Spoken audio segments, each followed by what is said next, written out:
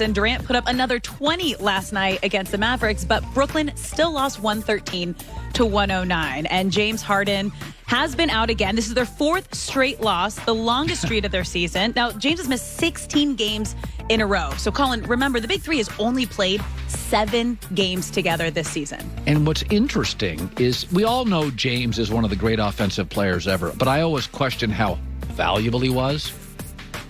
They won 20 of 22 games at one point without Kevin Durant this year.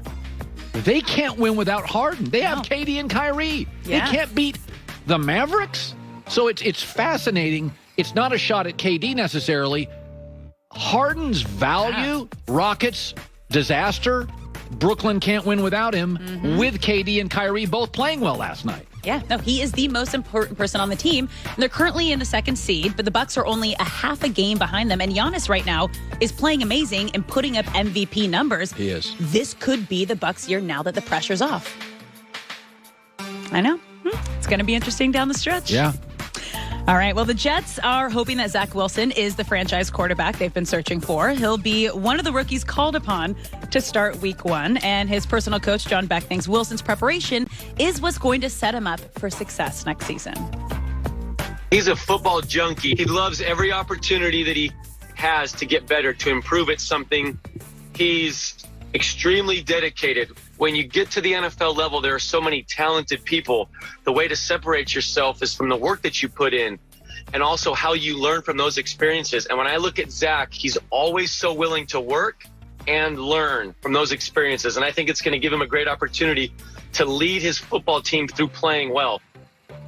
Well, it helps. We were just talking about Ohtani for the Angels, who is literally lives, breathes, eats, sleeps baseball. Yeah. There's no question.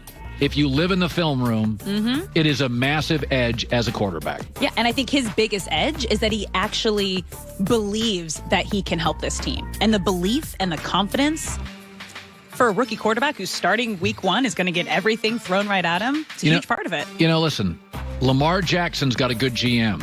Josh Allen's got a good GM.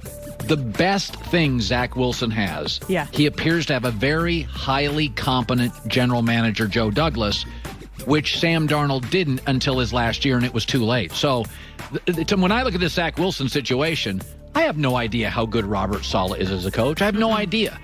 But when you watch the last 2 drafts for the New York Jets, you do come away thinking they have a game plan. The previous general manager, they had no game plan. It was just odd fits and injured players. And I had talked to GMs around the league with the previous GM, and they said 2 years ago, not this draft or Joe Douglas's first, the one before that, they said was the strangest draft they'd ever seen. They couldn't make heads or tails of it. Like, at least with Joe Douglas, you feel like, okay, they've picked a path. They're going to upgrade the last 2 drafts.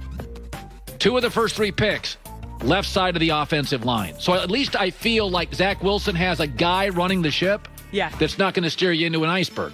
And I'm rooting for him. You're going to have hiccups when you're a rookie quarterback starting week 1, but he seems like he has the right head on his shoulders, the right mindset, and the confidence and belief in himself and the team. So, rooting for you, Zach. Moving on to the Eagles. They are all in with Jalen Hurts as their starting quarterback next season. He's only got 4 starts as a rookie in 2020, and GM Howie Roseman is looking for Hurts to make the most of his opportunity to prove he's their guy. Certainly, you know, you're judging him off of 4 NFL starts in a tough situation with all the injuries that we have.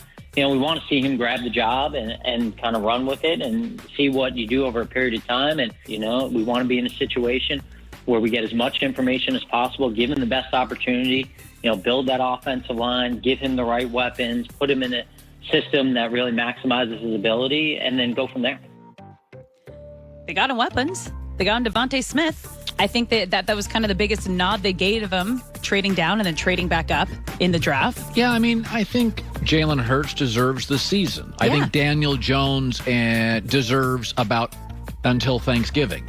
Like, I think you'll know Daniel Jones by Thanksgiving, you'll know. I think you're going to have to watch the full slate of games with Jalen Hurts because he didn't play much last year. And frankly, this team's much more of a rebuilding effort than the Eagles owner would like to admit. They've got an old offensive line. There's some finger crossing at the wide receiver position. They have one great corner.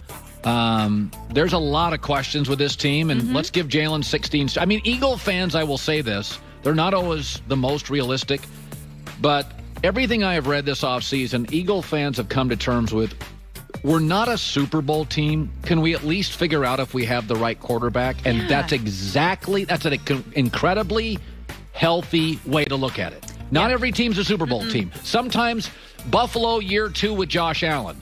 Do we have the right quarterback? Yeah. Let's just figure that out. Now, year 3 on, you're a Super Bowl contender for 10 years with Josh. But these first couple years, you're just trying to find out if the kid can handle it, and that's where Philadelphia's at. I think this is what they needed to say the moment that Carson Wentz left. Let Jalen know he's your guy. Build up that confidence. Give him the tools he needs to succeed. So I think they're heading in the right direction. Good stuff. Alex for the news. Well, that's the news. And thanks for stopping by. Collective bargaining agreement is not pro-player, it's pro-owner. The NFL's got the weakest union.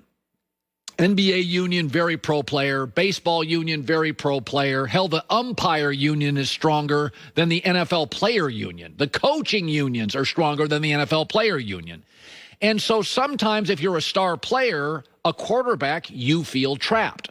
I think Russell Wilson's a really good guy, but he's gone public twice. I want more money, and I want more players. Why? He's trapped. What are his options? Tom Brady did a documentary, had editing control, made sure everybody in New England saw his wife saying, Gisele Bündchen saying, he wants to be respected. Could this just be Aaron feeling trapped? They won't get him wide receivers. They keep drafting developmental players. He watches Brady, Mahomes, Josh Allen, all their talent. And so he's kind of leaked some stuff here and here and here. And you could say, well, James Jones said he's not leaking stuff. Okay, but didn't Aaron, after the NFC Championship, remember the post-game comments? He kind of put it out there for Green Bay management to kind of understand how he was thinking. Remember this, Bite. A lot of guys' futures that are, uncertain, myself included. That's what's sad about it most.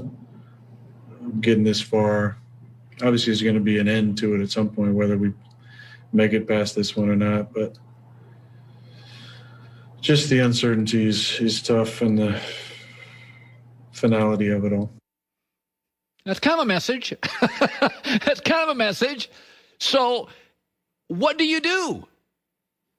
I call it professional claustrophobia. Russell Wilson's always been go Hawks, but he thought he was massively underpaid, and the rumors came out he wanted the Giants. I had 2 sources on that, said it was a real story. By the way, Russell Wilson unhappy with the offensive line. Goes public. Seattle, in both instances, solved it. Brady was unhappy with Jimmy Garoppolo. Those stories made ESPN the magazine. What happened? Garoppolo was traded. Some of this may just be Aaron really doesn't hate Green Bay, but he feels professionally trapped. Okay, restructure my deal. Solve all the issues. It may just be that simple. We all consider today, Aaron wants out. That's all I hear from anybody. Maybe it's Aaron wants a better deal and doesn't want out. Maybe it's, can we restructure my deal, get me Julio Jones, and stop drafting 6 offensive linemen every year? Can we finally get a corner that's not a reach from Georgia and go and get the best corner, the second round from Georgia, which Urban Meyer and the Jags got? Maybe this is a cry for help. It's a cry for restructuring. It's a little professional claustrophobia.